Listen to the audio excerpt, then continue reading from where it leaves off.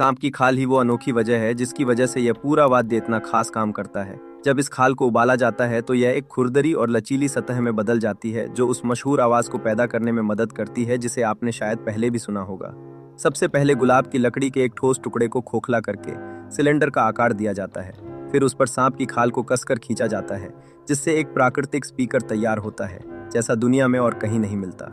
इसके बाद खाल की स्केल्स में गहराई तक मोम रगड़ा जाता है ताकि वह इतनी तंग बनी रहे कि हर छोटी से छोटी कंपन को भी आगे पहुंचा सके। और क्योंकि खाल की स्केल्स प्राकृतिक रूप से असमान होती हैं, इसलिए जब एयरहू पूरी तरह तारों के साथ तैयार होता है तो उसकी ध्वनि इस खाल से गुजरकर वह तीखी और दर्द भरी आवाज पैदा करती है जो अक्सर चीनी संगीत में सुनाई देती है।